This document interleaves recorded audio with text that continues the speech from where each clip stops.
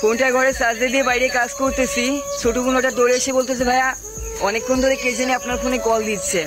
ওর কথা শুনে হাত মুখ দিয়ে ফোনের কাছে গেছি, যাই দেখে আমার বন্ধু অনেকবার কল দিচ্ছে। ভাবলাম কাজ মাস সেরে ওর কাছে কল দিবানে। কাজ মাস সেরে কল ব্যাক দিছি। হ্যালো বলার সাথে সাথে আমারে বলছে তোরে ফোন ইউজ করতে বলে কে, ফোন ফেলে দে।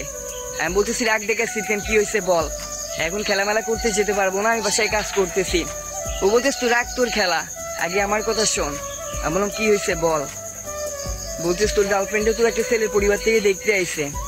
ওর কথা শুনে আমিও অবাক হয়ে গেলাম। কি বলতেছি এগুলা, ফাজলামি করতেছি? ওরে দেখতে আসলেও আমাকে বলতো না। ও বলতেছে তোরে কি বলবে, আর কি করে বা বলবে, ওর কাছে কি ফোন আছে? কালকে রাতে ওর কাছ থেকে ফোন নিয়ে নিছে। ওর বান্ধবী আমার কাছে কল দিছিল, দিয়ে বলতেছে ভাই বাসা থেকে ওই ফোন নিয়ে নিছে, ও ছেলের পরিবার থেকে দেখতে আসতেছে। আমি তোকে জানানোর জন্য বারবার কল দিছি, তুই কলই ধরতেছিস না। সবকিছু কি ফাইজলামি মনে করিস? আমি বন্ধুরে বললাম দোষ আমি তো জানি না, জানলে তো কখনই কল ধরতাম। এখন কি করবো সেটা বল। মোটেই টেনশন করবি না, দেখতে আসলেই কি বিয়ে হয়ে যায়? আমি বললাম দোষ দেখ এমন কথা বলিস না, তুই তো জানিস আমি ওরে কত ভালোবাসি।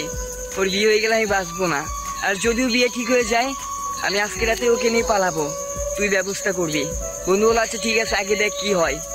সন্ধ্যাবেলায় দেখি গার্লফ্রেন্ড নিজে কল দিচ্ছে, কেমন আছো তুমি? আমি তো অবাক হয়ে গেলাম, ও মনে হয় কিছুই জানে না, আমারে কিছুই বলে নাই। আমি বলতেছি কি হয়েছে বলো তো আমারে। বলতেছি কি হবে?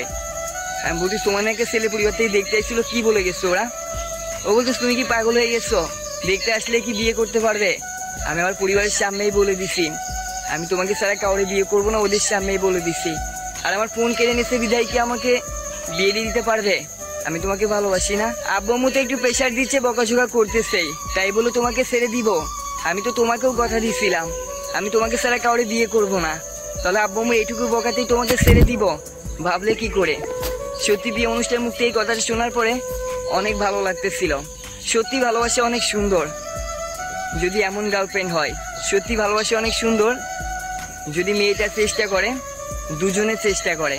মেনশন করো তোমার প্রিয় অনুষ্ঠানে, পারবে কি তার বাপ মার সামনে তোমার ভালোবাসার কথা বলতে?